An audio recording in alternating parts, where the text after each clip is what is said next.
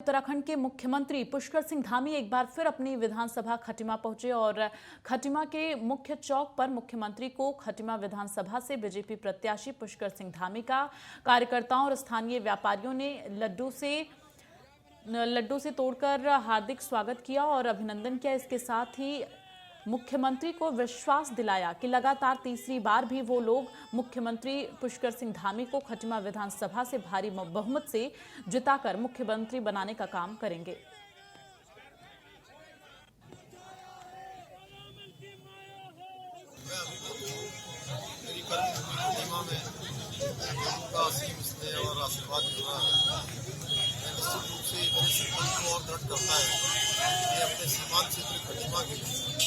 इसको मुख्य धारा में लाया जाए।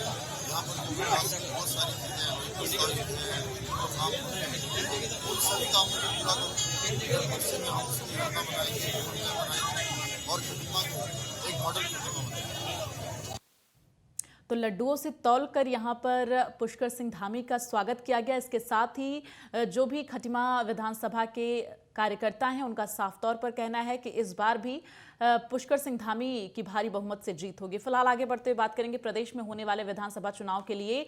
काशीपुर विधानसभा सीट पर भारतीय जनता पार्टी के प्रत्याशी और विधायक हरभजन चीमा के पुत्र त्रिलोक सिंह चीमा के समर्थन में प्रदेश के मुख्यमंत्री पुष्कर सिंह धामी ने काशीपुर में जनसभा और जनसंपर्क किया और इस दौरान उन्होंने जनता से वोट मांगे। प्रदेश में आगामी विधानसभा चुनाव के अब जब सिर्फ कुछ ही दिन बचे हैं, ऐसे में सभी राजनीतिक दलों ने अपने प्रत्याशियों की स्थिति मजबूत करने की दिशा में कदम बढ़ाते हुए जनसभा और जनसंपर्क के माध्यम से आम जनता से संपर्क साधना तेज कर दिया है।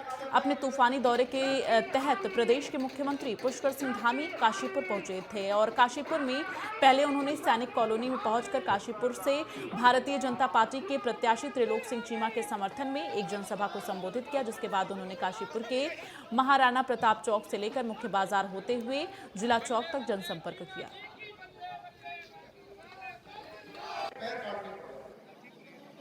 सालों साल से इसकी मांग चलती रही कि ये अच्छे बूट मिलने चाहिए, सैनिकों को अच्छे जैकेट मिलने चाहिए, अच्छे उनको वर्दी मिलनी चाहिए, लेकिन कोई सरकार इस काम को नहीं कर पा रही।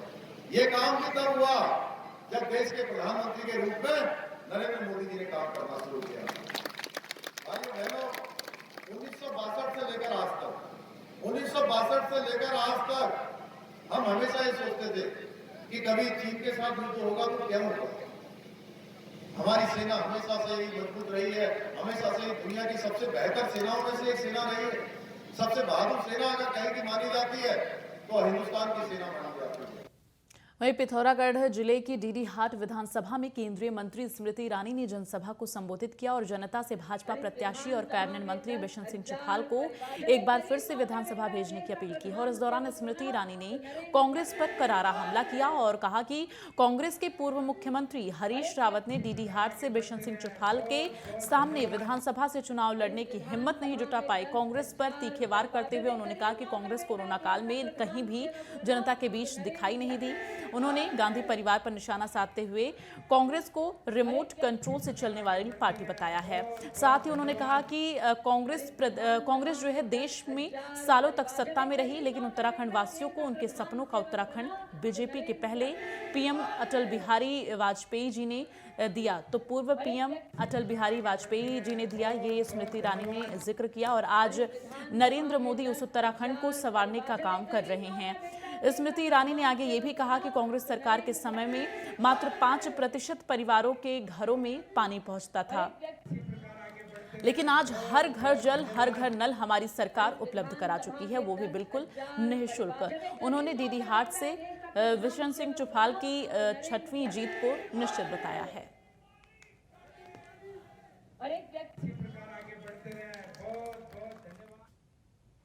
2022 विधानसभा चुनाव की सरगर्मियां तेज हो चुकी हैं और चुनाव अब अंतिम चरण पर पहुंच चुका है, जिसके चलते सभी राजनीतिक दलों के स्टार प्रचारकों की चुनावी रैलियां शुरू हो गई हैं और इसी कड़ी में बसपा सुप्रीमो मायावती रुड़की पहुंची और कॉलेज ऑफ इंजीनियरिंग में चुनावी जनसभा को संबोधित किया। मायावती को देखने के लिए क्षेत्र के उनके समर्थक जो है बसपा कार्यकर्ता कार्यक्रम स्थल पर पहुंचे और साथ ही हरिद्वार की सभी 11 विधानसभा के बसपा प्रत्याशी और बसपा कार्यकर्ता भी कार्यक्रम स्थल पर पहुंचे। इस दौरान बसपा सुप्रीमो मायावती ने कांग्रेस और बीजेपी पर जमकर हमला बोला।